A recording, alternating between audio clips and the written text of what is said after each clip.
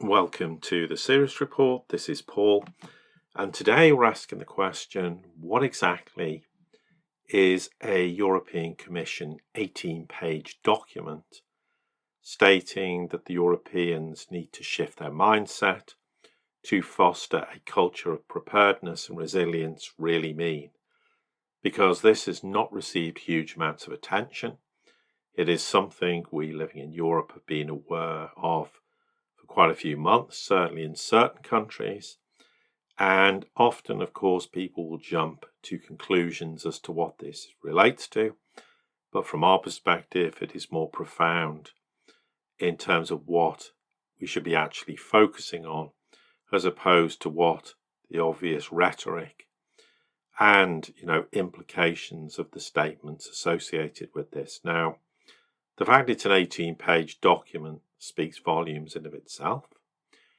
But in essence, European Union citizens were advised that they should stockpile enough food and other essential supplies to sustain them for at least 72 hours in the event of a crisis. Now, these crises could be multifold, and when you assess them one by one, you begin to say, well, why would that be applicable at this point in time?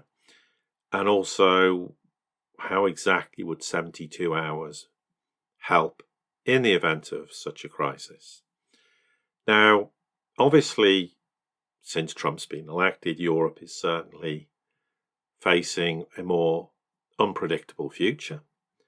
Europe now regards itself that this new reality is we are, to quote, marred with risk and uncertainty. Now, the document, of course, will make reference to Russia's war in Ukraine. It talks about rising geopolitical tensions, talks about electronic warfare being a problem, and also the sabotage of critical infrastructure. Now, the argument with respect to this document is it's supposed to get member states to rally behind the European Commission, the European Union, and to take more seriously the bloc's security situation. Now, if we take each one an individual merit with respect to those statements, yes, the war is ongoing still in Russia with respect to Ukraine. Now, of course, we've heard all these very bombastic statements coming out of Europe with respect to the need to be prepared for war readiness. And this is being exacerbated by the Trump administration's quite confrontational approach towards Europe, particularly with respect to NATO, or the lack of contributions from NATO members and veiled threats about leaving, his policy decisions with respect to Ukraine that have upset a whole bunch of NATO members who think he's sold out to the Russians, how he's going to roll over the situation and allow Russia to basically implement all the conditions it wants to do so, how, of course, they've sold out the Ukrainians, etc., etc. So this argument about shoring up Europe's own military readiness is full of holes because, firstly, Europe can't afford to do this.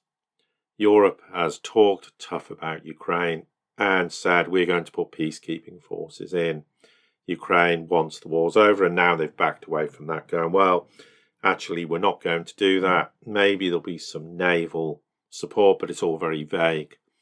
And Wally and this coalition of the willing is all but vaporized.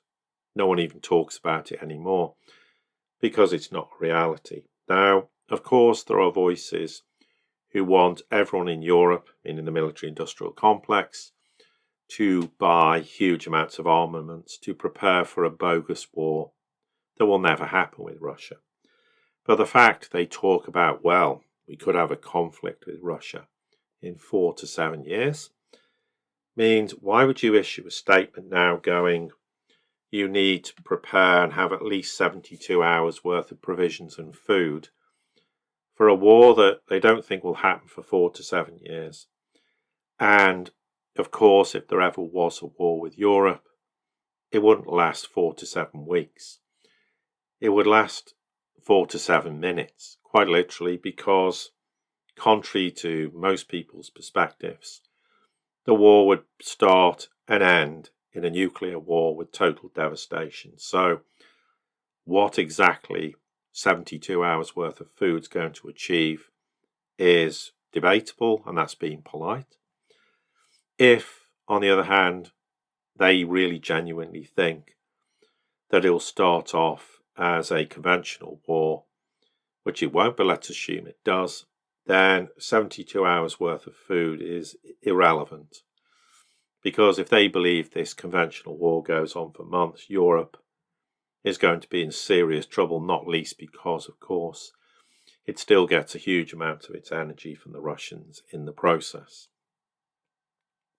With regards to rising geopolitical tensions, well, that all revolves primarily around its relationship with the United States. Well, arguably, I don't think in any way, shape or form that is going to give rise to the fact that suddenly we have no food on the supermarket shelves, that your water supply, etc., and essential energy needs, i.e. electricity and gas, would be cut off. That is simply not going to be the case either.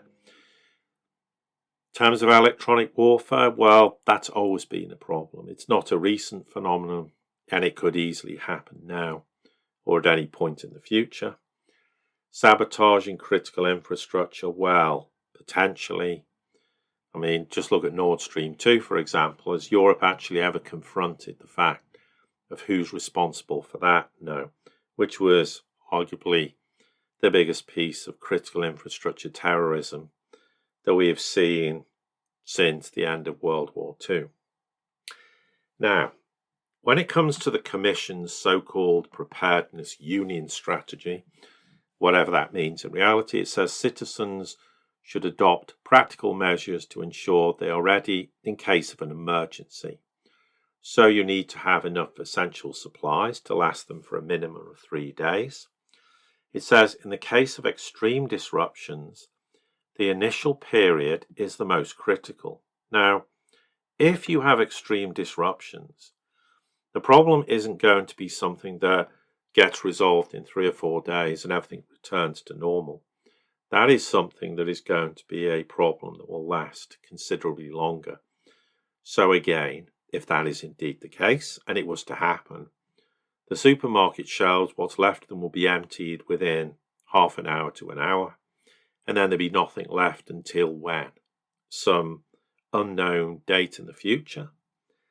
Talking about citizens having to have self-reliance, even in psychological resilience, is rather meaningless.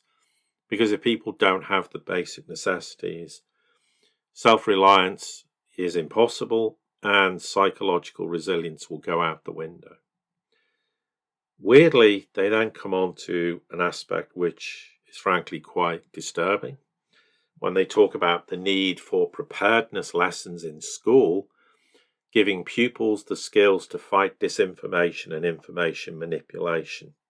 Well, that in of itself is extremely worrying. What does that even mean?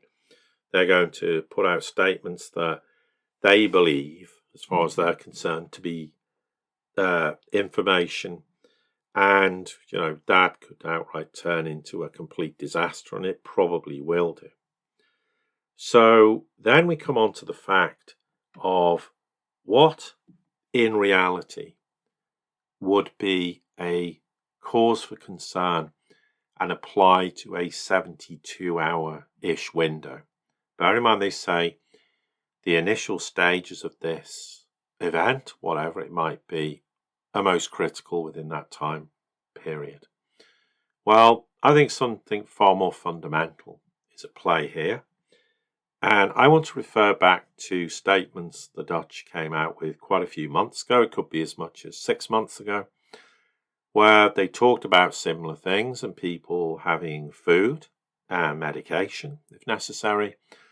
But they also talked about the need for people to have cash on hand. Contrary to all these statements with regards to cashless societies, there's been a big push in the Netherlands for all shops to take cash in the future. That was a big statement as well. and for cash to be utilised far more in shops and in the retail sector.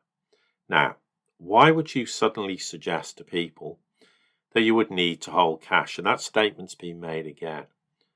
You would say that to people on the basis of the fact that the financial system could be the crisis.